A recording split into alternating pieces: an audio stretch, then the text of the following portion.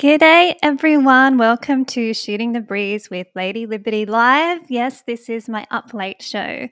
Apologies to my friends over East who might have to stay up a little bit late on this Sunday night, but I thought I'd try a different format, different hour of the evening for my WA friends. I know 5:30 is a bit early for us, that's dinner time. So hello, happy Sunday fun day.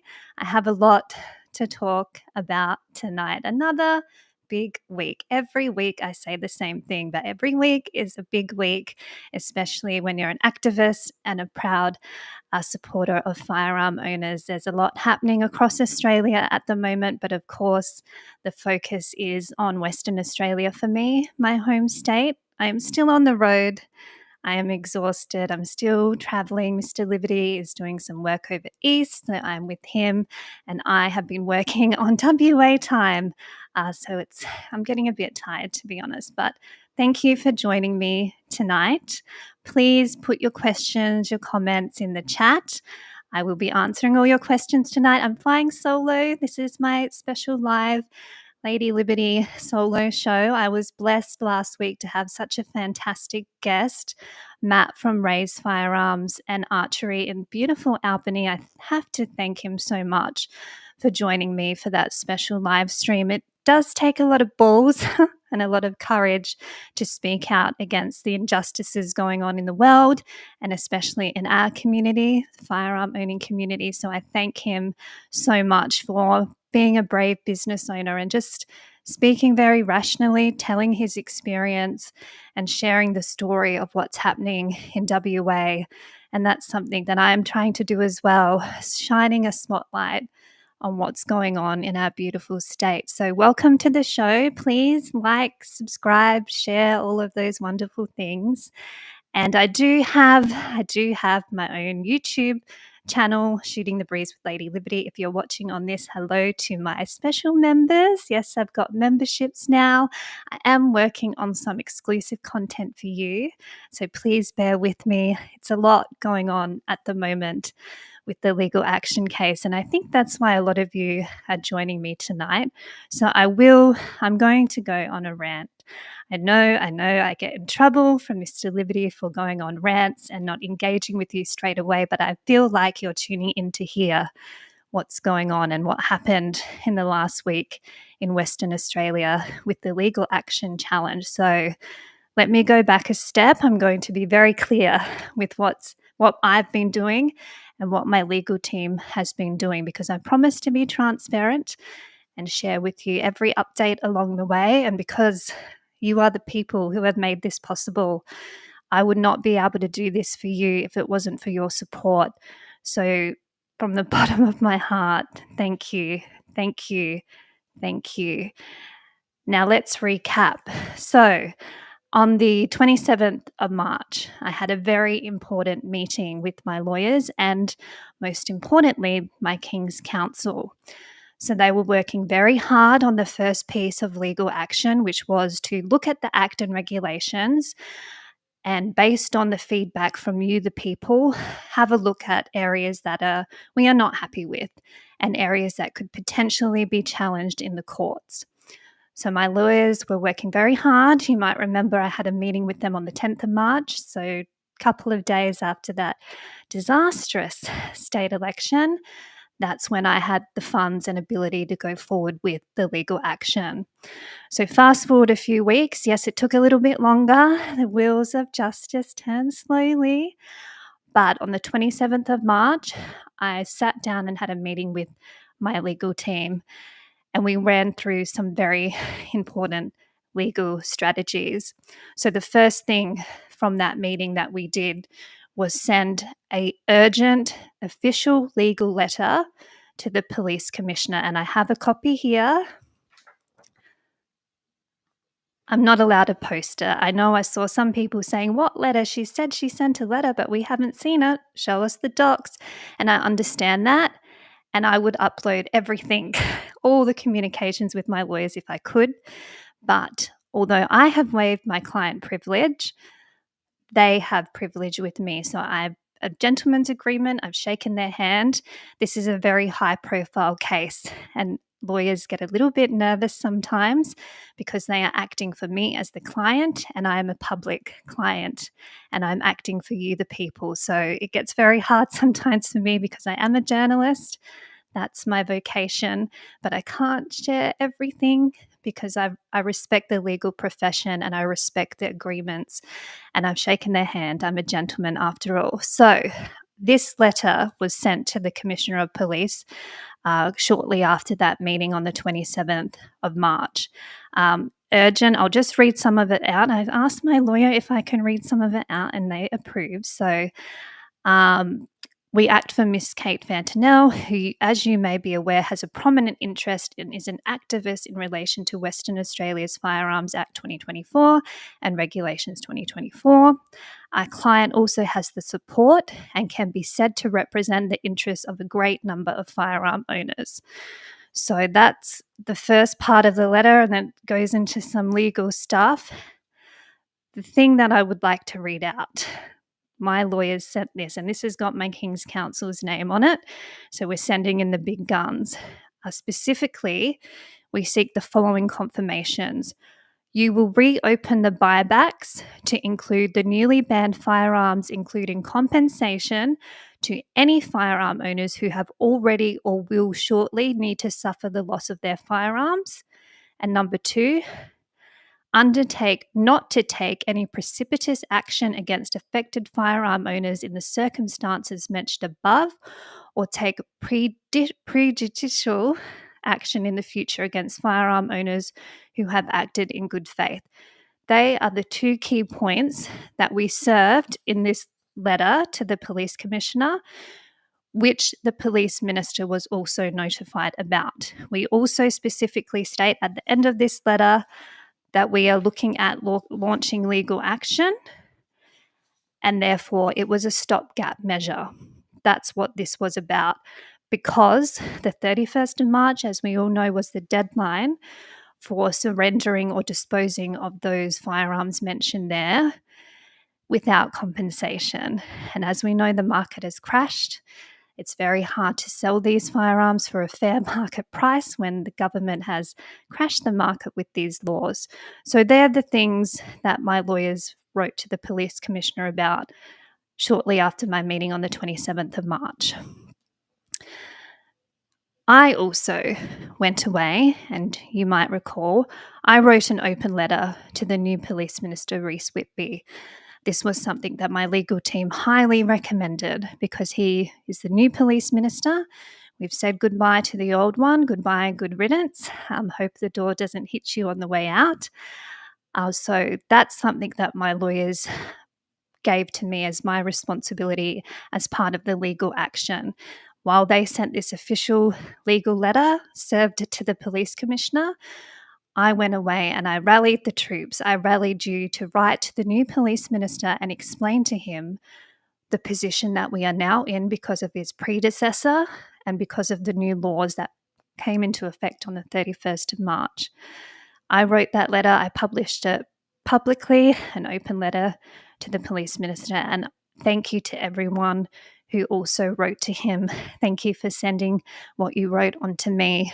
This is a team effort. I cannot do it by myself. And that together, your letters, the official legal letter, had an effect. So fast forward to early next week, this week, losing track of time.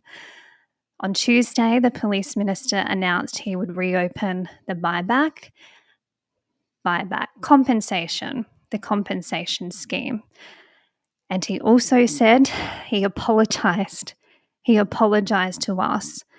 And that is something, can you imagine any time in the last 4 years, Minister Paul Papalia apologizing to us?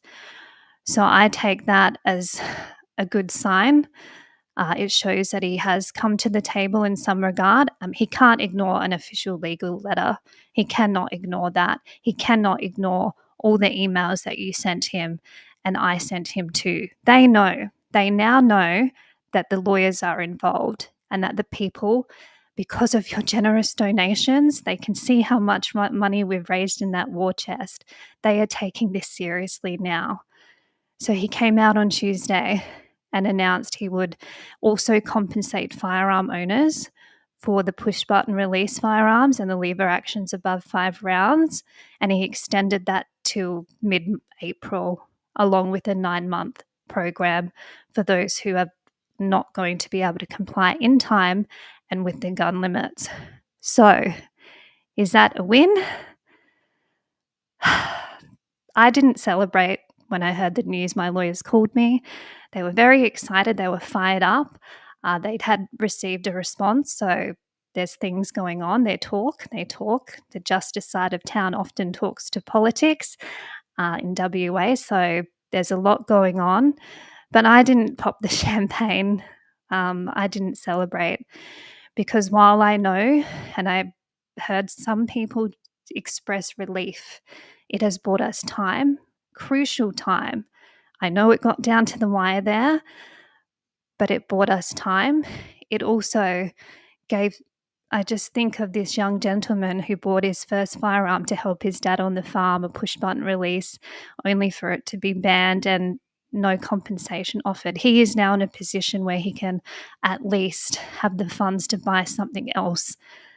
Those are the people that I thought about when I heard this news, and I was happy that there is something now for people, because before we had nothing. There was nothing. But it's still not a big win. And I did see there were a lot of people and organizations taking credit and clout chasing, I suppose. And that to me is a reflection of the culture of the organizations and some of the people involved. If someone would like to explain to me in the chat how an organization that backs one party publicly ignores other minor parties that are supportive of firearms freedoms completely, backs one horse that has no power at all in the new parliament, none, the Greens have more power, how they were the ones who moved the Overton window on this. I would really love someone to explain it to me, but this is the culture of the communities. So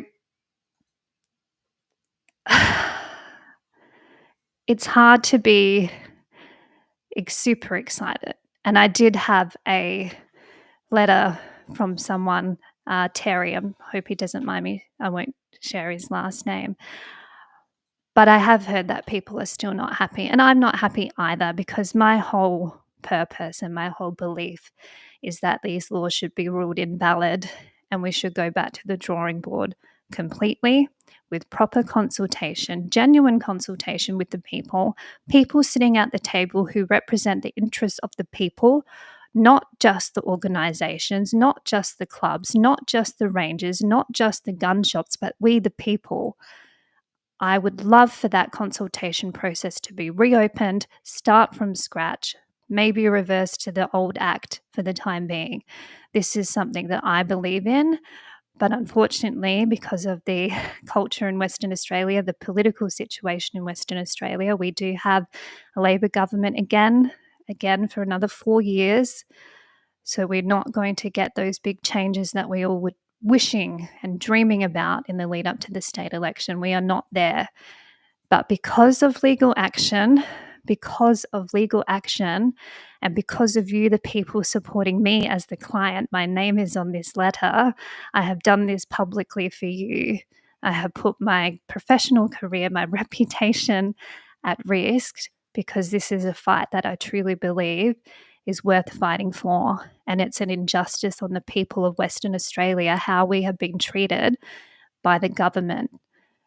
So thank you to Police Minister Reece Whitby for listening to us, for taking heed of our concerns, for listening to the people, for taking the boot of the state off our neck for just a little bit to give us time, and for my lawyers to go away. We are working on so many different angles and so many different cases.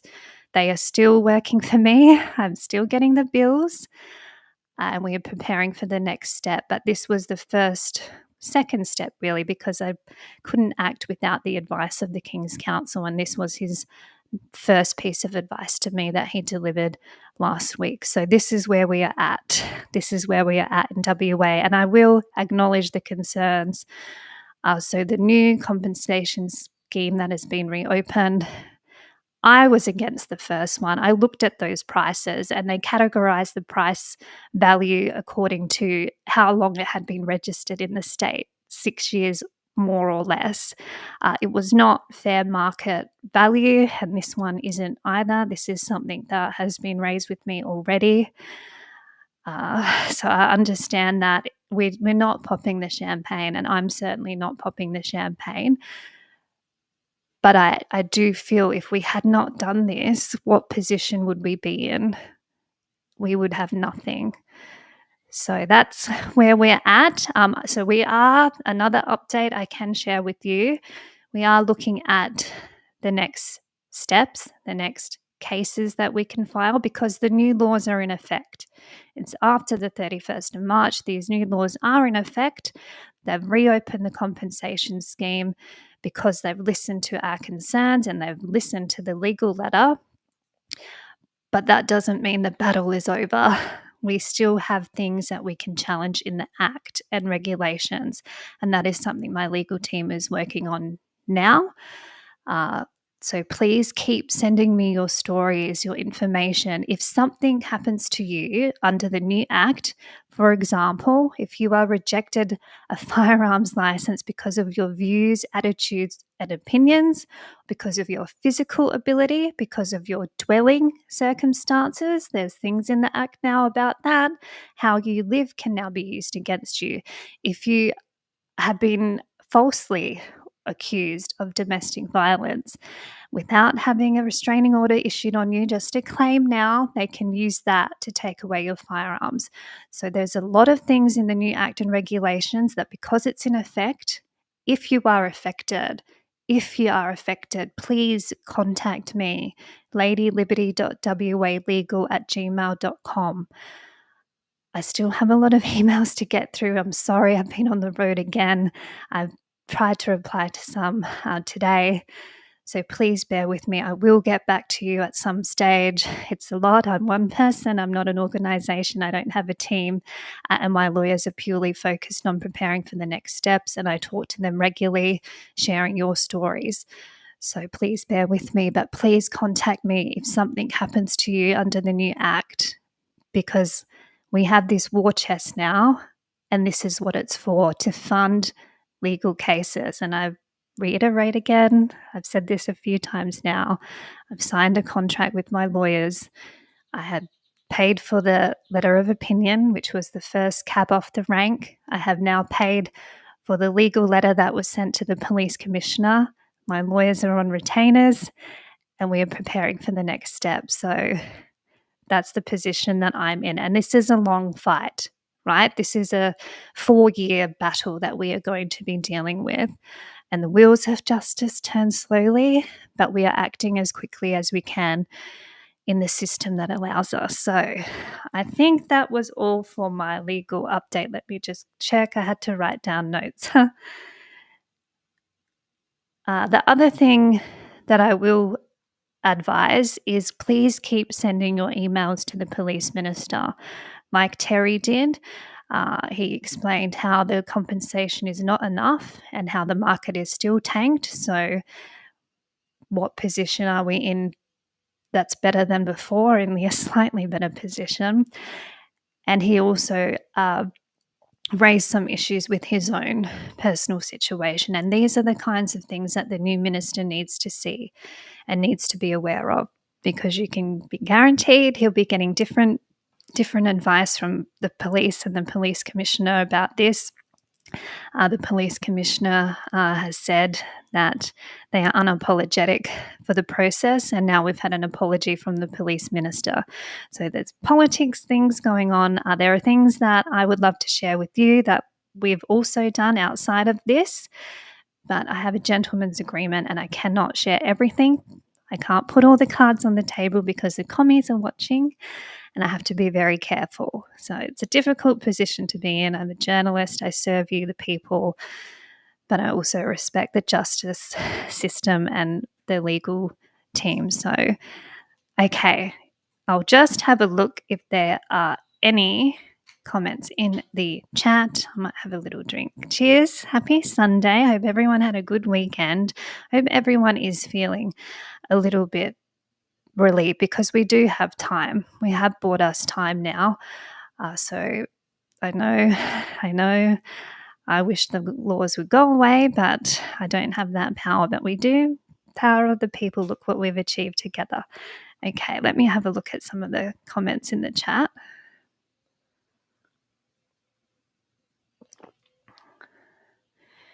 Oh, so super chats on YouTube. Mitchell McLeod, new member. Hello, welcome to my Legionnaires. Where can I drop these stubby holders off to help you raise money for your war chest? That's right. I have a lot of people contacting me in different innovative ways to help. I'm so grateful. And someone's gone and produced some amazing stubby holders, very Western Australian themed. So I will get back to you, Mitchell, after the show and organise that. So it's just been a lot. Oh, Tim Molesworth. Hello, Tim. Sorry for keeping you up late. He's from Victoria, so it's a bit late over there. But I'm trying this new late night format to see how we go. He said, hoping for some good news for my WA brothers and sisters. Well, that was, I guess you can call it good news. Yes, I should be a bit more positive. I wish I could do more. It never seems to me to be, and there seems to always be something that I need to do for the people. But we did have that compensation scheme reopening because of the official legal letter that was served to the police commissioner, the power of the people contacting the police minister. So we have had some wins in WA. Thank you for your support from Victoria, Tim. Chris B, can we send our new safe bill to the police minister for reimbursement? 90,000 owners spending minimum 1,000 on new safes is 90 million just on new safes. This is for the base model. Yeah, and I remember in my chat with Matt from Ray's Firearms and Archery, he had ordered all this new safes before the laws were changed. So he had thousands of dollars of safes that are now non-compliant. That he has to deal with. And this is another thing that we are looking at, the security requirements. So as soon as I have the next plan of attack on that, I will let you know. But that's a good point. It's so much money and it's pricing people out of our community, pricing people out of the sport, pricing people out of helping our farmers. So these are the kind of things that we need to document. This is evidence now. So if you have bought a new safe, keep the receipts, keep everything you need, CCTV as well, the GPS tagging our guns that some of the gun clubs requires. Keep all your receipts. This is evidence now on how the new act is affecting you.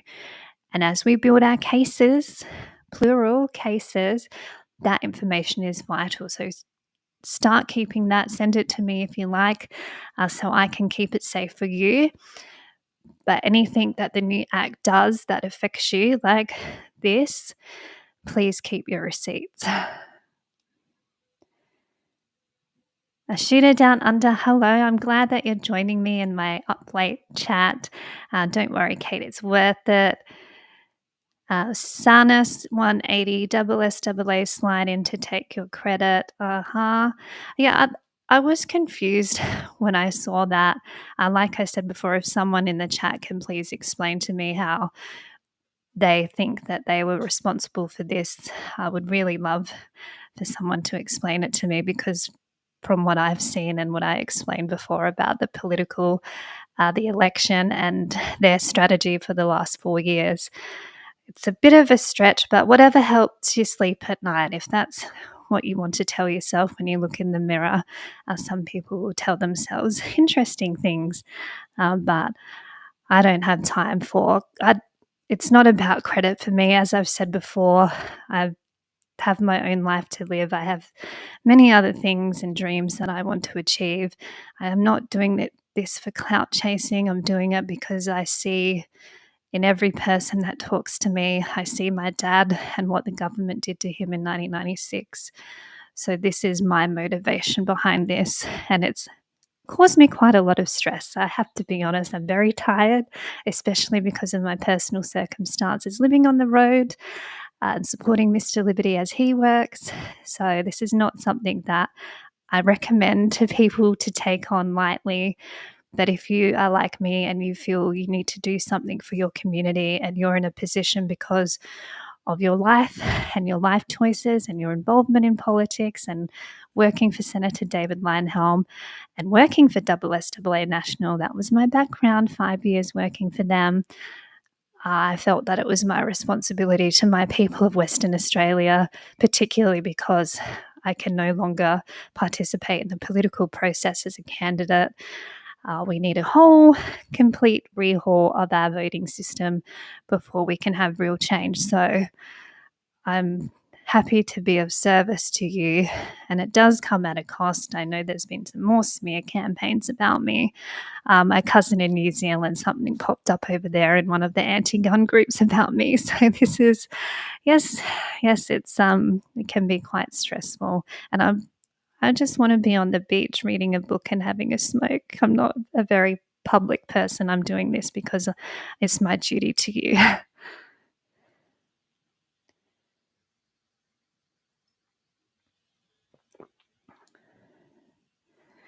Tim Molesworth, when you lose ground in battle and then take it back, that qualifies as a win. That's a good point, Tim. I'm just conscious of the fact that I was very against the compensation scheme when it opened last time because it was not fair market value prices like it was in 1996 because of that clause in the Constitution, which doesn't seem to apply in this case, which is terrifying.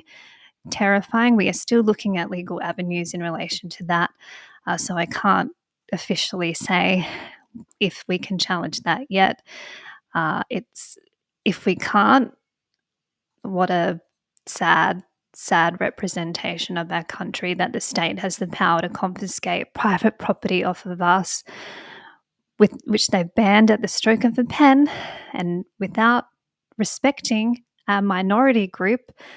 If that is the position that we are in Australia and Western Australia in 2025, that means we don't have property rights. And to me, a free liberal democracy, which Australia proclaims itself to be, that is a pinnacle part of a free society: property rights, free speech, freedom to express your political views. I mean, some of the things happening in your state, in Victoria, Tim, this week, with what they've brought in regards to hate speech being if you cause offence to someone, you choose to take offence, you feel offended. It is not the role of the state to be gagging us and making us think twice about things that we used to be able to say. I mean, the whole culture of Australia has seemed to change. I miss the glory days. Mr. Serioso just gave $50. Thank you, Lady Liberty, he said. Thank you, Mr. Serioso. I appreciate all the help and all the donations you can give via my Shooting the Breeze show, because that war chest money is for legal action and all that's involved in that. So anything you can do to support my work and this show, Shooting the Breeze, I would really appreciate it. Thank you, Mr. Serioso.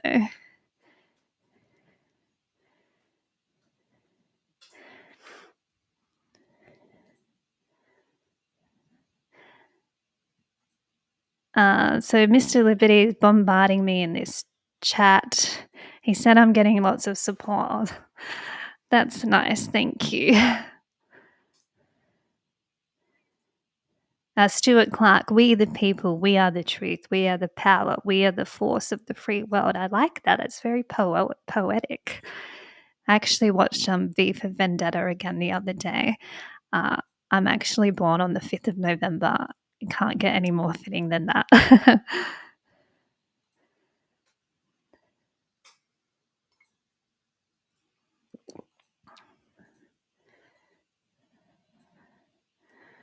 Tim again has said, I hope people from other states are paying close attention. Our fight won't be too far away.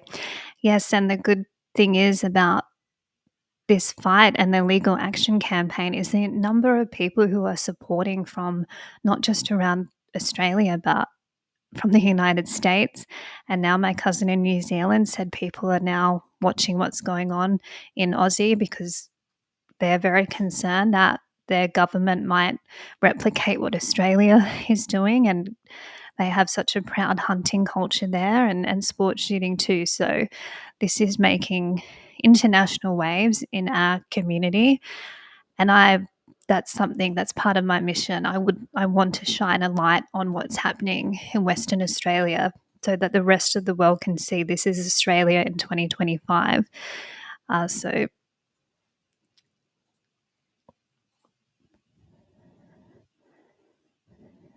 Ash Ketchum, I think the new police minister will try to save face somewhere.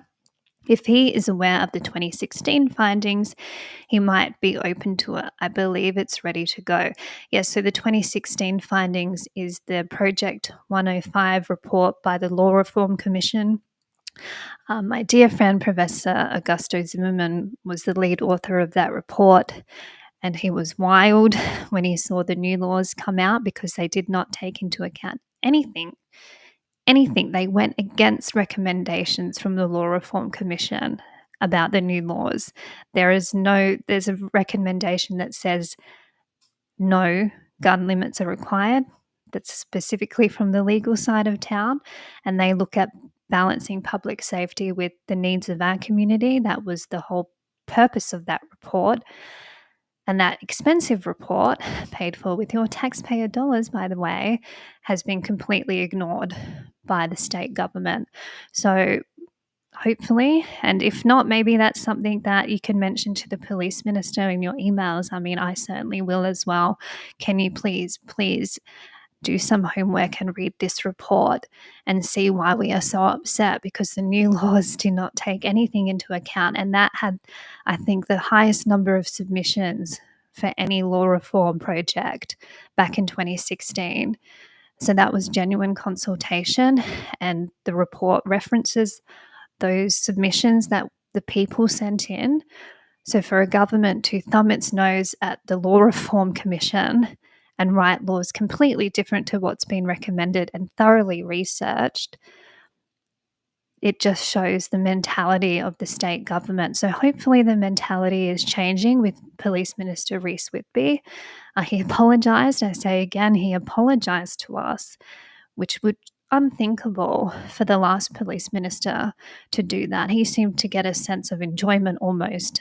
He had a cross to bear against us for some reason, and you wonder what goes on sometimes in the halls of power and in the people who are meant to represent us.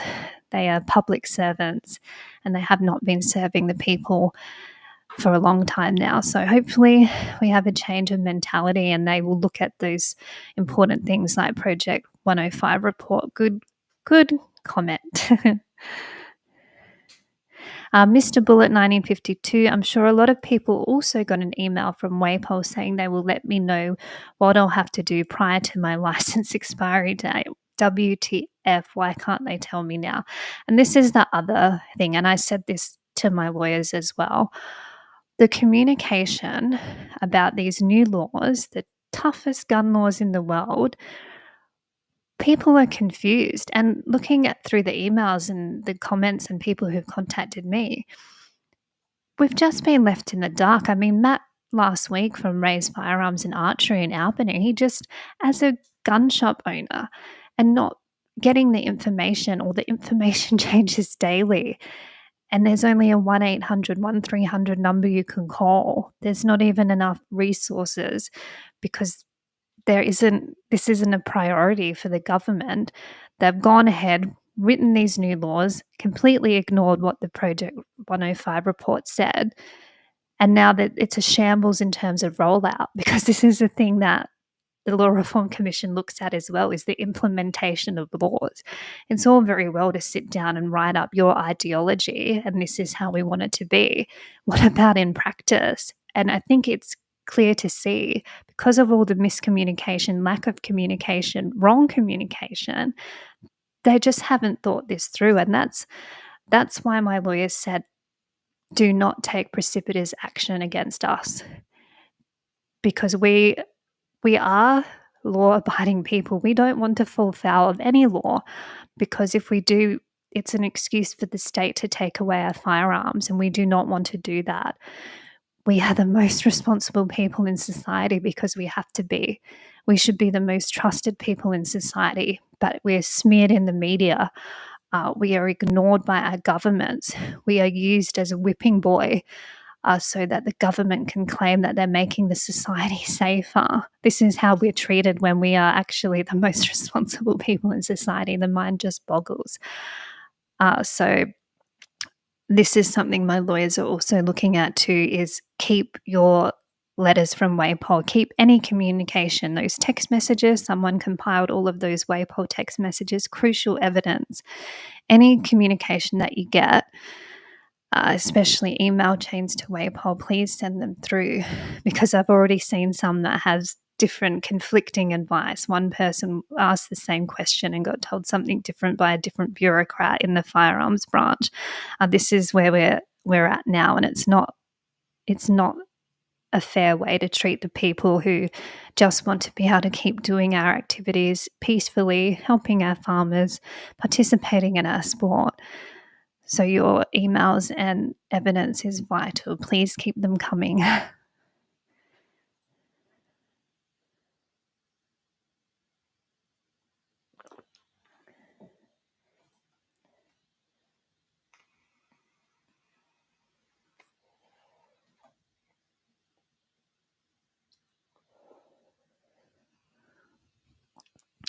Shooter Down Under said, I'm still getting lots of ads from Clive Palmer and the Greens on your videos. Been watching them all to get the revenue to you. Thank you for your sacrifice to help me, Shooter Down Under. Yes, there has been a federal election called. I've got my flag. I'm feeling very patriotic today. Even though I hate my government, I love my country. I love Australia. I love Western Australia. It's my home. And yes, we have an election called. I will be doing special federal election live streams and content for you. Tonight I'll be focusing on what's happening in WA, but I will be covering the federal election as well. I have contacts in federal politics across the country. Unfortunately, at this stage, there is not one candidate in Western Australia that I would vote for, which is a sad sign of the times. I've been doing some funny memes about Dutton and Albo. If these are the men that are our leaders, weak men create hard times, I think is the saying. So, yes, I'll be talking about the federal election. Thanks for watching those political ads. God, trumpets a patriot. Talk about coming to the table a bit late. You need to be campaigning. My free political advice to you as a political consultant is, if you are serious about running for elections and serving the people, you need to start campaigning the day after the election. 4 years or 3 years if you're running federally. You need to get out in the community and talk to people, not just sit on Twitter and call that political campaigning. You need to get involved in your community, and you need to start as soon as the last election is over. That's something that I did after I ran for the Senate in 2022 for the Liberal Democrats, the former party of David Leyonhjelm and I. It does not exist in that form anymore, unfortunately. I did do an April Fool's joke about running under his banner again for this election, but it was just a joke, sorry. A few people got very excited and then very sad very quickly, but I couldn't resist. I cannot run at this point in time because the system doesn't allow for true representation of the people. So that federal election, 3rd of May, I'll be doing some live streams about that for sure. Super chat again. Mitchell McLeod, what about the Digital ID Act 2024, Section 74? Are you a lawyer, Mitchell? Clearly states that using a digital ID is voluntary, but under the new WA Firearms Act 2024, firearm owners are being told they must use MyGov or MyID. Yes, this is an issue, and when the consultation paper came out, that was something that I wrote in my submission in relation to the digital copies of not just our IDs, but our private health records. All of this will be stored in a digital database. And after what they did, they doxed us, remember? They gave our addresses to the press, who published it on the front page of that newspaper. So can we trust the state to not only hold that information, but use it responsibly when past behavior is a pretty good representation of future behavior. So I did raise that as an issue in my submission about this. I see now there are things going on in the Northern Territory where the Northern Territory Firearms Branch has requested photos of all of the guns that the Northern Territory folk own to be stored in that digital database. They did the same thing in WA before they brought out the lever action bans, remember? They were asking you to submit photos, and then they went through those photos and decided what ones to ban. So there is a question about, do you have to provide that information? And that was another thing that the Territory firearm owners were contesting with. They hadn't received official letters from the police saying that they needed to do this. And you have to have that official request. It cannot just be a Facebook post from the police saying you need to send in photos of your guns. No, this is sensitive, personal, private property and information that you're requesting from us. You ask us officially, and then that's the time when you can go to the lawyers and say, do we have to comply with this? In WA, there's no Privacy Act, which is how they got around doxing us. There is no state-based Privacy Act. And from what the legal side of town, when they looked at the doxing incident, they couldn't find any challenges from what I've heard. That was not my lawyers. I might put it on the agenda to ask them, because another shooting organisation put that advice out publicly, but they didn't release the actual advice. So was it just a phone call between a lawyer mate, or was it a proper legal process where you pay big money to get the official advice? So I might put that on the agenda. If my lawyer's watching, can you please write that down?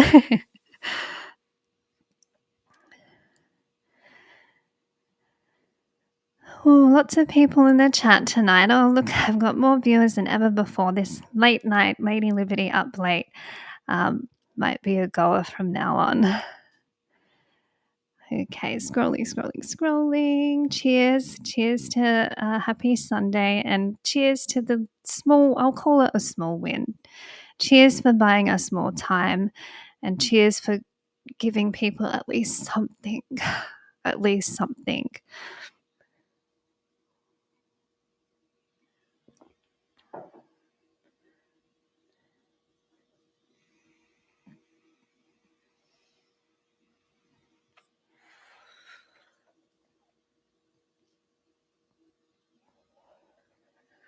Oh, Tim from Victoria. Yeah, I'm going to prison. I'm offending people all the time. Well, I must be going to prison too. I'll see you in there, Tim. Straight to the gulag for us. Mike, who has said won't be renewing my SSAAWA membership, nothing burgers.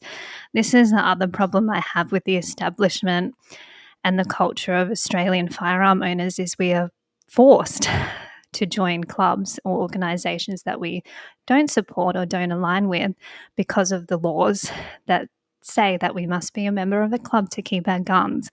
And that's something they brought in Western Australia specifically.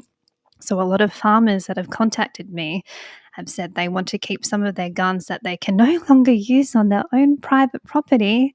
Property rights, again, it's a bastion of a free society. So they're saying, I don't want to join a club. One person even emailed me and said, I have to go to a club to sight in my rifle. I can't even do that on my own property anymore. I told some of my mates in America that, and they nearly fell over and said, what do you mean a farmer can't sight in his own bloody rifle on his own bloody property? It's just insane territory we're getting in now. And people, this is also something that I'm very aware of, is they're pricing people out of our community. People just simply won't be able to afford to keep our guns with the outrageous storage requirements, which again, these are part of the regulations, which is administrative law, so it's something that can be challenged a lot easier than what's in the Act, from what I have been told? And is it fair and reasonable? Is it reasonable for someone who owns 2 pistols, like my dad does, because he's got mine now, to have to upgrade his safe to be 10 mil thick with CCTV and alarms? Is that really fair and reasonable for such an onerous cost on a bloke who just goes out and shoots metallic silhouettes on a Sunday with his daughter? I mean, this is something that my lawyer's definitely looking at, and I will bring updates on all the other challenges as soon as we have more things organised. It's a lot, and I have to thank my lawyers and my King's Counsel especially for taking up this high-profile, sensitive, controversial case and for working with me. I mean, you would have seen by now how I've been represented by the corporate press and by other media outlets that represent other interests. It does weigh on my shoulders sometimes, and I thank everyone for who emailed me in support and said you must be doing something right if this is how they're trying to portray you. And I have also been getting media requests to go on some radio shows in WA.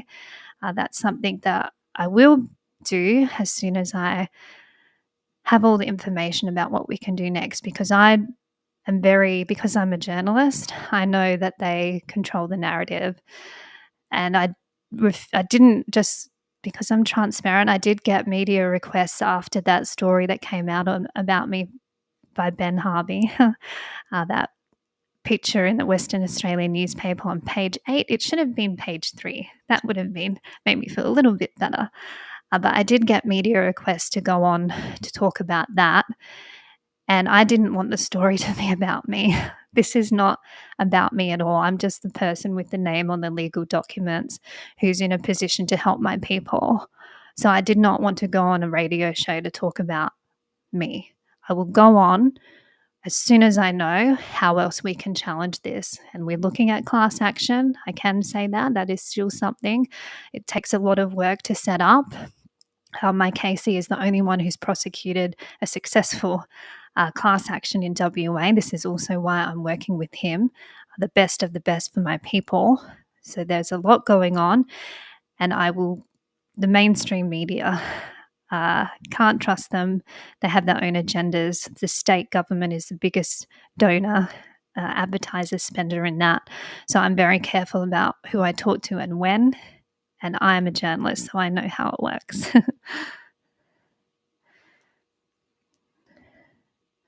Yes, and Pierre McAuliffe said, "Bonsoir, Kate. What about the mandatory digital ID to keep our firearms license? As far as I know, it's not mandatory at the federal level." I'll put that on the list to ask my lawyers as well about that. But like I said, without a Privacy Act in WA, I'll have a look at the federal laws to see, because the federal MyGov, that is voluntary. So that is a good question.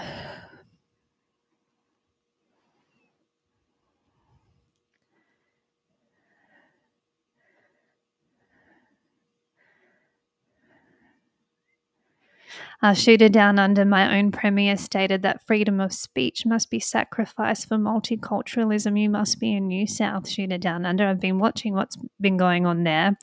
I have to say, even though I'm not a member or supporter of the Libertarian Party, John Ruddick over there has been doing some great work calling this kind of thing out in the New South Wales Upper House. And yeah, when did we, the people, say that we prefer multiculturalism over free speech? We did not subscribe to this. Unsubscribe.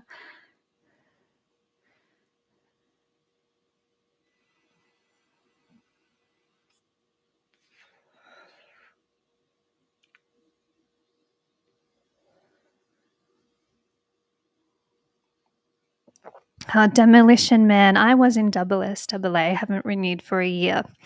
South Australia, my birth state.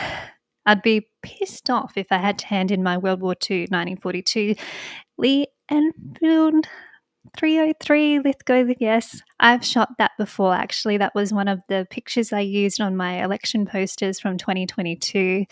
I was shooting a Lee Enfield 303 at my mate's house. Yes, it's not a good position to be in, and a lot of collectors as well. The number of collectors that I've heard from, and a beautiful family in Freo that has such a collection that I need to go around and look at when I'm back in WA. I cannot wait to be back. I miss it already. I cried when I crossed the border. It was a bloody long drive across the Nullarbor. Drove from Coolgardie all the way back to my parents' house in South Australia in Flinders Ranges there. 21-hour drive because all the accommodation was booked out. So they slept a little bit in the car. This is how I've been living. I do not recommend it, but this is the position that you get put in sometimes when you go against the establishment and the state. Mitchell McLeod is my new member. It's very active tonight. Thanks for joining me and joining my membership.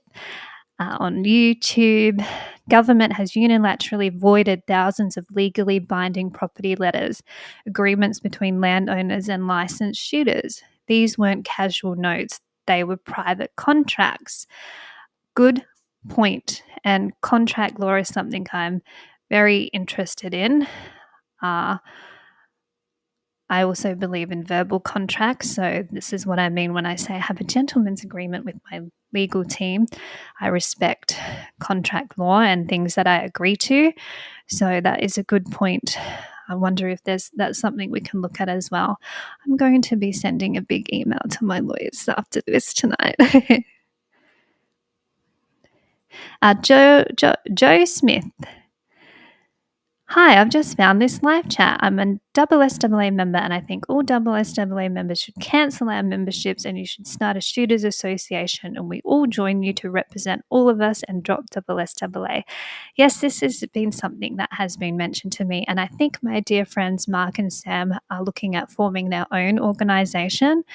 And that's something that I support. I've had experience working with a lot of organisations, and after my last experience, I said publicly that I will not be working with any Australian shooting organisation ever again. And that comes after years and years of blood, sweat, tears, sacrifice for the cause to try and help those organisations that say they represent us. But I've found it to be a very different experience working from the inside. So I'll have to get on to Mark and Sam and see what their plan is for a new organisation. The good thing about what I've been doing, and it said clearly on the letter to the police commissioner, is that I represent thousands of people. And that's something I mentioned in my open letter to the police minister, that I feel like I am in a position, because of all my followers and all the emails and the people that I know and speak to in our big community, that I'm in a position where I can say I do represent your interests, and I'm very clear that I am here to represent we the people, not any organisation with their own agenda, not a business, not the dealers, not anyone else but the people. And I feel that that's something that has been missing in our community and at the table with government, is no one has been sitting there as a person who purely represents the people, not trying to protect an organisation or personal interests or personal agendas. I just want the people to be able to live freely, peaceful people, keep our guns. We are not a risk. The stats about firearm crime by licensed firearm owners, negligible. These are the facts. People's eyes tend to glaze over when you start talking about stats. That's why I don't speak about it as often as I should. And I have this graph burnt into my brain from pre-1996 and the homicide rate with firearms, which was already on a trajectory that was falling before the laws were changed across the states and territories in 1996, pushed by the federal government, Howard and the Labor Party, bipartisan, joined together to come against our community. So that graph showed that the laws didn't change the trajectory of that graph that was already falling. So I think a lot of people know what I'm talking about. And if you are interested in the statistical facts about firearms, I did a fantastic interview with Dr. John Lott Jr., who's an esteemed criminologist and firearms expert in America. And he is just brilliant. So that's on my YouTube channel. Please check that out if you want to hear us spurging out about stats.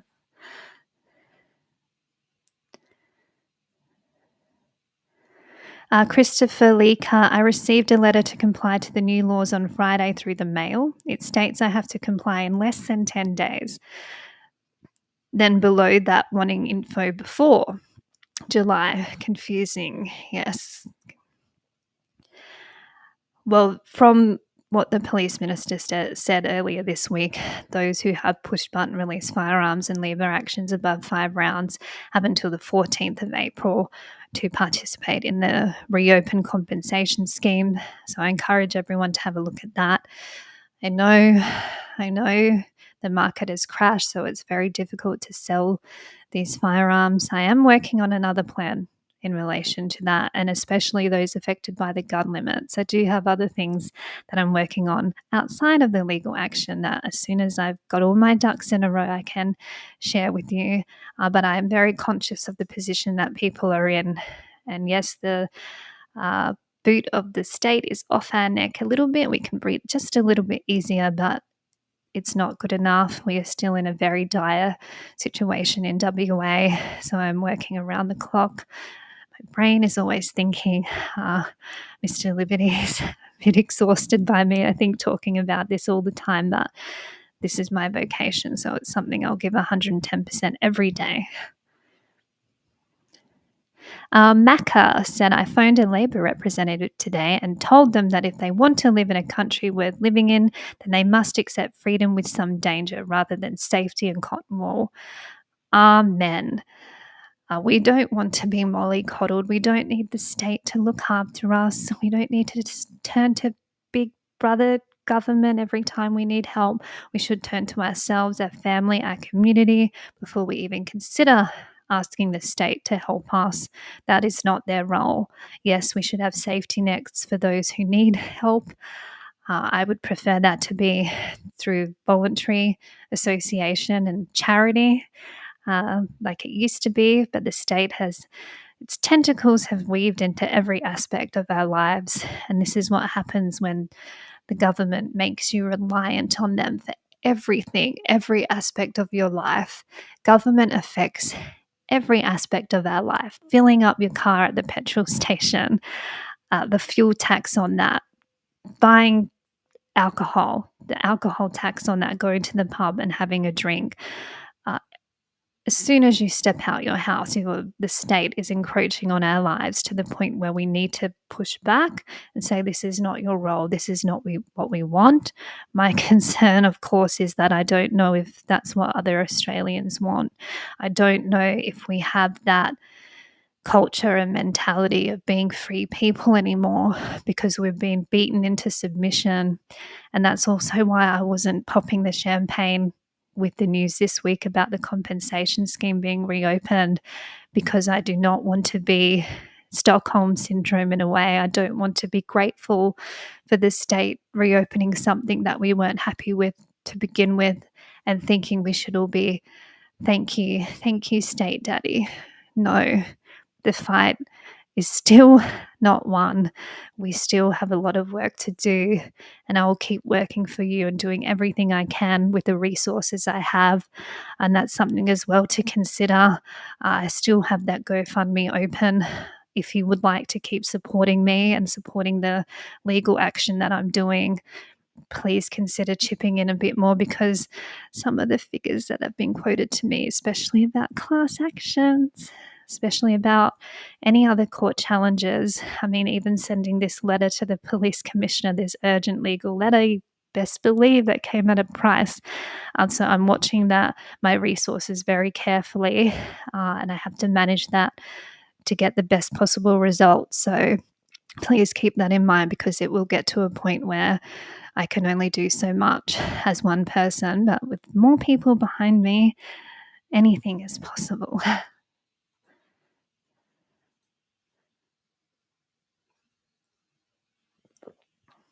Oh, Peg's Place, a regular listener. Hello, Peg's Place. Thanks for joining me on Lady Liberty Up Late. He said if they couldn't keep us informed, why would we trust governments with anything? And this is the other thing, the scary thing that came out from the Northern Territory Firearms branch, who were asking people to send in photos of their guns, was that it's all traced back to the National Firearms Registry that the federal government is rolling out. And part of the conditions of states and territory governments getting funding from the federal government was that they needed to look at all the data in their firearms registries and make sure they are up to date, because they do not want the National Firearms Registry, to be full of junk data. And a lot of these registries are. When I worked for SSAA National, the number of people who would contact us and say, I just had a visitor from the police who were coming to check my storage, make sure I was complying, which, by the way, when I tell Americans about this, that the police can come and enter our properties without any notice to check our firearms storage requirements to make sure we're complying. Property rights, again, we have no property rights in Australia. We have to forego them to keep our guns. This is something that just blows the minds of the American people, because liberty is something that is ingrained in them, and that's why I love the US so much. Liberty and freedom. But yes, so the governments at the moment are preparing their state and territory registries for this National Firearms Registry.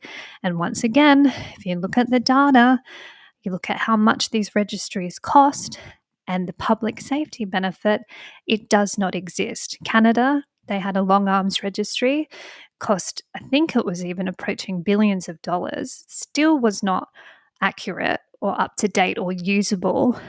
And they ended up abolishing the whole thing because it was too hard, too expensive, and they couldn't get the data right. So I'm very against registration. I believe that all the authorities need to know, if they even need to know that, is that you are a firearm owner. They do not need to know what you have, where it's stored, or what you use it for. The fact that you are a firearm owner should be all the information they need, if they even need to know that, which is a conversation for another time. Ash Ketchum, it's the equivalent of taking cars off law-abiding citizens to stop car theft and drink drivers. That's quite literally the logic. Yes, and I've heard that too from car enthusiasts who were looking at the limits on private property and saying, are we going to be next? Is it going to be diesel cars, V8s? Is the state going to be limiting private property in other areas of our lives? And this is something that, again, my legal team is still looking at. And if it is ruled that the state does have the power to limit us on private property and confiscate things without paying us fair compensation, at least we know what position we're in. And then we'll have to look at, the people, will have to sit down and strategize. How do we get our way out of this? Because I don't think we can vote our way out of this mess. That's where I'm at the moment. That's not black-pilled. I do have hope for the future. I'm white-pilled, like Michael Malice, my favorite anarchist in America, says. I do have hope for the future, and people and civilizations have been in similar desperate situations to us in the past, and they've come out victorious. It just takes time, positioning, patience, strong leaders, and people power.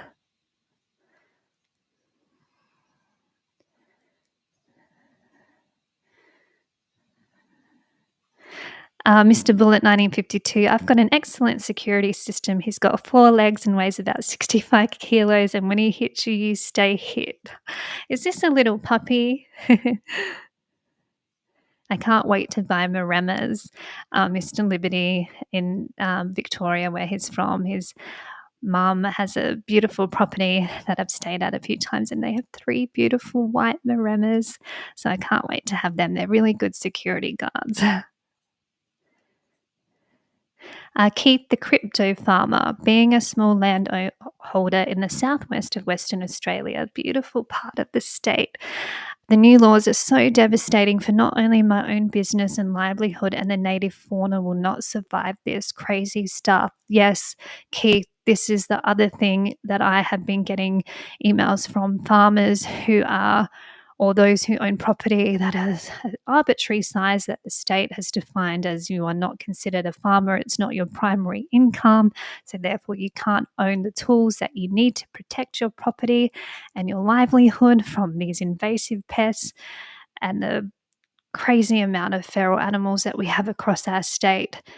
These are the kind of stories that the police minister needs to hear, because people in our community, we are very supportive of farmers. They are the ones who provide us food.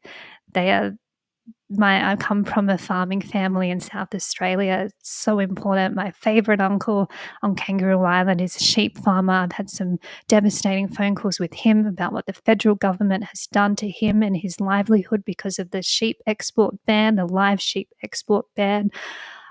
This is not how we can survive as a country if you are punishing the farmers to that extent and not being able to use tools that we need to protect our livelihoods, our properties, to ensure that we can feed our family.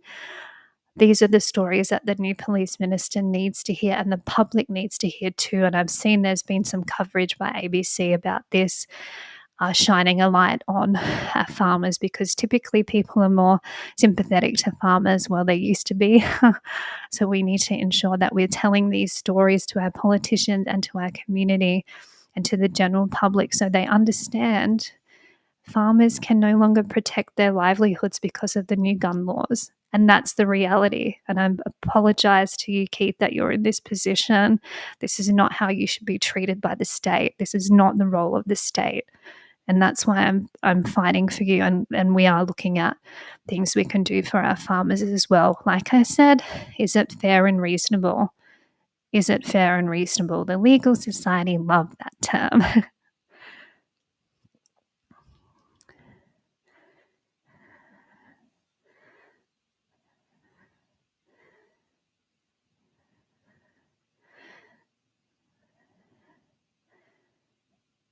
So TK and a few people have mentioned try to get a hold of Wayne Glue. He has great knowledge of our constitution and laws. Okay, thank you. I'm always interested in those experts. I follow Anne Toomey, who's a constitutional lawyer expert. Always watching her stuff. So thank you. I'll have to look him up after the show. And Ash Ketchum again said, this isn't just about firearms. People need to realise. I think people are becoming more aware, such as the state forest lockouts. A few independent journalists have exposed the mining sector, etc. The handshake deals going on in backrooms with Mining Corp and Pollies. And yes, this is something that I had noticed when I lived in WA for 4 years. The relationship between the state and the mining companies and resources companies, it's just a little too close for comfort for me. There's money that gets shuffled around at the top of society. It's almost like an oligarchy. Those at the top get richer and richer and richer, and we get handouts, a couple of hundred off your electricity bill. How many times have we seen that in WA now? While meanwhile we're subsidising Fortescue Metal to look at green hydrogen energy when it won't even power our homes. So the corruption in our state, it's something that this is why I don't think the system is working for us, because the politicians seem to be working for donors, those with the biggest pockets, special interests, the top echelons of society and political high society class of Western Australia, while we, the people, are treated like serfs and suffer. Serfs, SERFS, if you don't know what I'm talking about. Oh, lots of love for 303 is good. They're a fun gun to shoot. Not as fun as a belt fed, I have to say.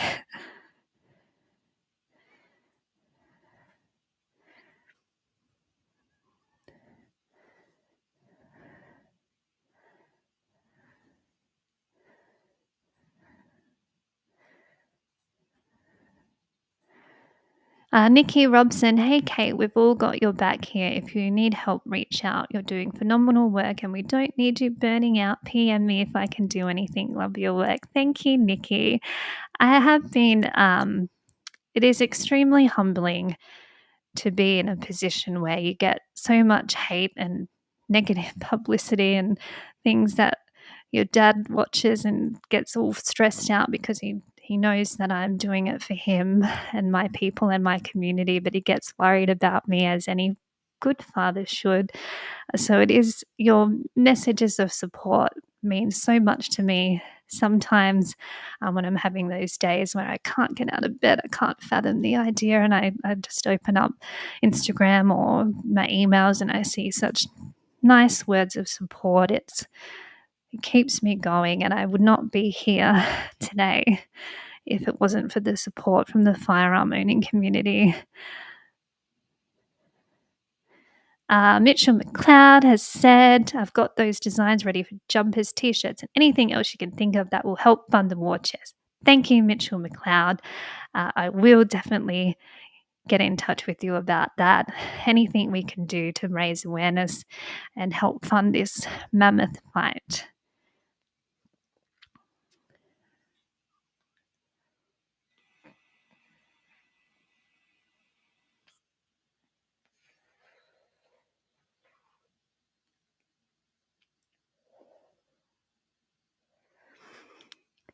And Demolition Man has said the government will never stop trying to take our rights and freedoms.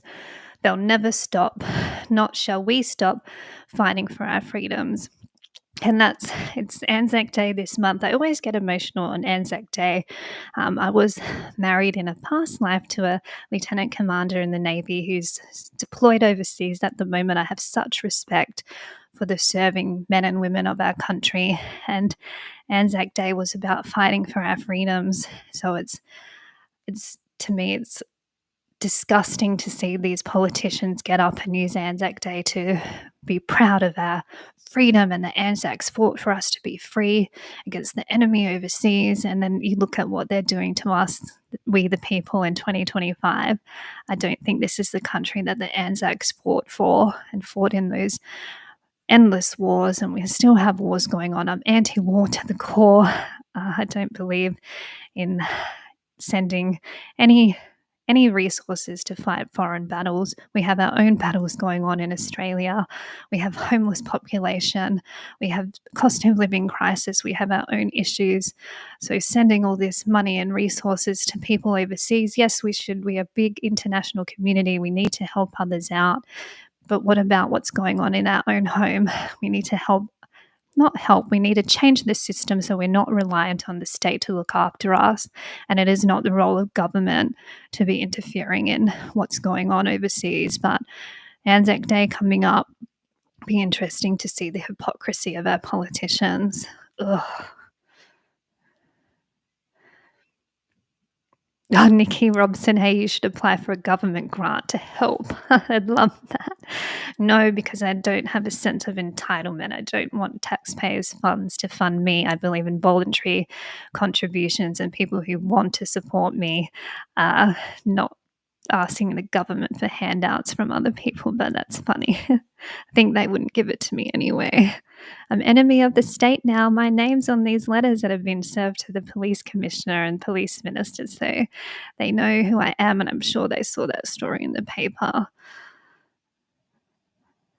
That's the cost of speaking out, and that's something that that's why, again, I have to say thank you to Matt from Raise Firearms and Archery. It's nerve-wracking when you go public on things like this. Like he said, you are biting the hand that feeds, and I hope, and my letter to the police commissioner from my lawyers said no precipitous action taken on those like Matt, like myself, like all of you. But this is the position you put yourself in when you're public. It does come at a price. That's the price you pay for fighting for justice.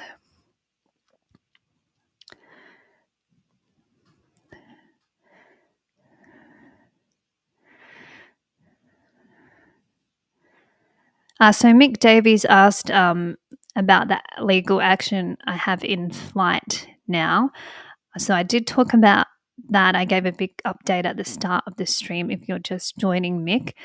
But like I said, the first cab off the rank after getting the opinion from the King's Council was to send that urgent legal letter to the police commissioner. That also went to the police minister too, about the fact that we are looking at legal challenges to the Act and regulations, and to specifically ask to reopen the compensation scheme for lever actions above 5 rounds and the push button release firearms, along with the gun limits, those who are exceeding the gun limits and can't resell their firearms. So that was the first thing that we did after getting the verbal advice that was given to me in that meeting last week. So that's what we did first. I'm going through all the emails of evidence, and because the new laws are now in effect, it's after the 31st of March, anyone affected by the new laws, like I said, the fit and proper person test, even the health checks, if you were denied a firearm license because of something on the health form, you let me know. We are gearing up for multiple challenges in the courts. Wheels of justice turn slowly, as I keep getting told repeatedly. It is a process. So as soon as we have the next action ready to go, we're working on that now. I have another meeting with my lawyers this week, which, yes, costs money, time and money. It's a process. So as soon as I have the next update, I'll be able to provide it to you. In the meantime, the best thing you can do to help prepare for this is to keep collating your evidence, keep sending it to me. And I've already got a list of things from tonight's show that I will be talking to the lawyers about again. So I hope that provides an update, Mick. And my position, which I said to my legal team, I don't know if they were very impressed, but I said I would like to see the new laws gone. I think I was a bit more verbal, descriptive in my opinion, but that's my personal position. That's what I'm fighting for, and I'm using the legal system to do that because there is no political solution in WA for the next 4 years. Labor and the Greens hold the power in that state. None of the other parties have any power now. So that's why it's so important that we've got the legal system there, the justice system. That is their purpose. So that's what I'll be focusing on for the next 4 years.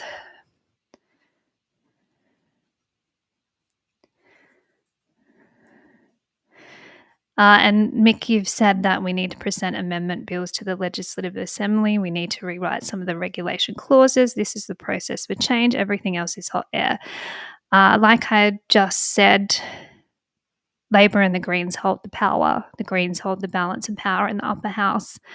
It is the same situation, probably worse situation than what we were in before the 8th of March, the election. There is no political solution. And yes, they can get up in Parliament and make great speeches and fanfare, but when you have no power because you don't have the votes, that's what the political system is. It's the votes that count. That is not the process. So I apologise if you think this is hot air, but you're entitled to your opinion because I believe in free speech. Super chats. Don Brook, $20. You are amazing. Thanks, Don. Appreciate it. You spent money twice. Thank you. 2 tips. Thanks, Don. Appreciate your support. How long have I been going for? Over an hour. Let's get through a few more. I know it's getting late. Bedtime, 10 o'clock. And Shooter Down Under said the federal government is considering limiting cars. They've been looking at it since the Kevin Rudd administration. Oh, Kevin Rudd, I can't believe he's the ambassador in the United States for Australia. I mean, the ambassador is meant to represent the people's interests, not self-interest. And I get very self-interest vibes from him. But yes, and if they can get away with limiting private property in this aspect of our lives, that sets a precedent for them to do that in other areas of our lives. And they will use the term public safety. Those cars are too dangerous to have on the road. One incident happening with that, and that's what will happen. That's what happens in our community. You can rest assured that they'll copy and paste until all aspects of our lives is controlled to the point where are we a free society? And I already think the answer to that is no. Mac has given $20. Well, WA mob, you are the best. Yes, West Coast is the best coast. I am all the way over east at the moment and I'm missing WA so much. I know it was really cold this week though. My sister said she went out for a vape. She's the one who got me on the vapes, by the way. And she said that her phone nearly flew out of her hand. So I know it's been crazy wild weather in Perth.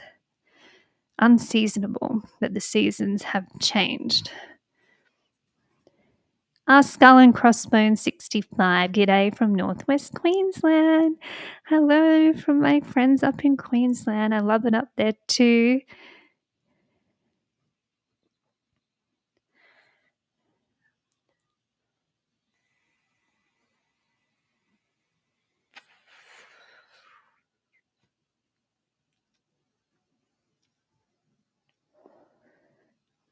Oh, Rob said he's tried to contact me with critical information and I've avoided it. I haven't replied to emails. I opened my inbox. Over 100. I've received, I think, close to 1,000 emails and messages, not to mention all the phone calls. So I'm sorry that I haven't got back to you. I'm not ignoring you. I know it must feel like that, and some of my replies might come a bit delayed, but I'm on the road. I'm doing the best I can, talking to my lawyers often, talking to other trusted confidants as well. It's a lot of pressure on one person. I apologize that you feel that way, Rob. I'll try and do better. I'll try and 24 hours in a day. I need 48 hours in a day. Oh, so apparently there's heaps of comments getting removed. My YouTube, according to the chat. Yes, I do not censor anyone. Mr. Liberty, I've told him very strictly, do not delete any comments, even if the only time I delete or block people is if you're saying offensive things about me personally, because free speech means that you can say whatever you like. It doesn't mean I have to listen. So this is not me, or Mr. Liberty is not deleting comments. There must be something. I think I'm getting censored. I apologize. I might wrap up because I don't want people to think I'm ignoring them and there must be something going on. The bots must be on to me. The commies must have reported me. See, this is what you get when you speak out. You get people cracking down on you. So thank you for joining me on the Lady Liberty Up Late Shooting the Breeze episode with the important update from this week, the news from WA that compensation scheme has been reopened by the new police minister following the official legal letter that was served to the police commissioner earlier in the week. So there's lots happening in WA. We have more time now, and that's one thing that my lawyer said to me when I started saying, I don't really see this as a win, boys. They said we have more time, and that time is just so crucial. So we have that. We have bought that through the legal system and through your support. Once again, I could not do this. I could not do this without you, without the support of the people. Thank you for your patience with me. Thank you for your support. Thank you for your understanding. I appreciate constructive criticism too. So please keep your emails coming. I will reply as soon as I can. I promise I will get back to everyone. I made that promise to myself because that's what you deserve. I'm here to represent you, so I need to talk to you. I cannot do this on my own. I reiterate that. So thank you for joining me on this later edition. I might keep this time slot. I'm feeling a bit more perky in this time slot. So I will be back with my live stream again next Sunday. I will be looking at doing 2 shows a week. one with a special guest and one to answer your questions. So keep an eye out for that. Please like, subscribe to my YouTube channel, even though it's being mean to me tonight. It's been good so far. Maybe it's my top. Maybe I've been flagged. But yes, thank you again. And I will talk to you all again very soon. Cheers and have a good week.